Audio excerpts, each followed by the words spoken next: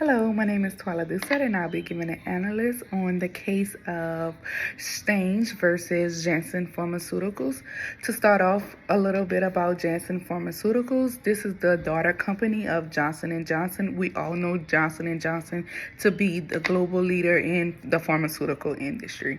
The company Janssen was founded in 1953 by Paul Janssen in Belgium, and then later on, Johnson & Johnson acquired the company. This company is successful. It tends to focus on research and development within the pharmaceutical industry, focusing on vaccines, infectious diseases, cardiovascular, neuroscience, and oncology, just to name. The company is involved in research and development, starting with drug life cycles from starting early stage to post-marketing surveillance. The business specializes in chronic sicknesses and has no plans on slowing down or stopping. Just a little bit about Janssen Pharmaceutical Financial. I put together this slideshow for you to see just some pointers.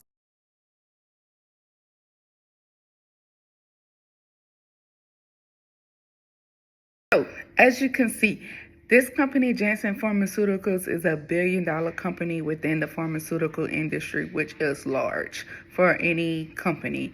Janssen is well positioned for financial growth and doesn't plan to slow down despite any challenges they may face, such as patents and market competition. However, in 2016, the company Janssen Pharmaceuticals and Johnson & Johnson was hit with a lawsuit. Timothy Stange, a 12-year-old boy, was prescribed Risperdal, a medication of Janssen Pharmaceuticals. However, he was prescribed the medicine for his Tourette's syndrome and mysteriously started developing female breasts. Stange then filed a lawsuit that Janssen failed to warn them the danger of developing the female breast, which is called gynecomastia, from the Risperdal. Stange firmly believed that the company downplayed the risk of taking the medication and its risks. And ultimately, the court ruled in favor of the plaintiff, with him getting a reward of over $500,000 in damages. The Stange versus Janssen case was pivotal moment in the pharmaceutical industry. Some of the business and industry effects that affected the industry from the Stange versus Janssen pharmaceutical case are as followed in the PowerPoint. So as you can see, the case and the financial loss and the damages for the company and more people coming forward played a significant role in pharmaceutical industry, and for others who are in the pharmaceutical industry to be more cautious as the FDA gets in and heighten up the requirements, and also just put their feet down when it comes to companies producing drugs that may cause risk or not as safe as claimed to patients. This type of case that took place with Stange and Janssen was a result of tort law. Tort law is important to business persons of product liability. Basically, product liability may be based on theories of negligence, misrepresentation, and strict liability, as well as warranties. When it comes to this case, Stange argued that the company failed to warn, defective design, and negligence. These three critical key points that Stange made in his argument are important. Anyone in the pharmaceutical industry should be following these to a T. Failure to warn. As someone in the pharmaceutical industry, it is your duty to warn patients or anyone who may come in contact with your medication of its warnings of what may happen or side effects for taking the medication. Defective design. You should always be making sure that any medication pass any certain tests or requirements before being put out into given to patients. And negligence. These three things are critical when someone's life is in your hands from taking your medication. So Stange had a good case.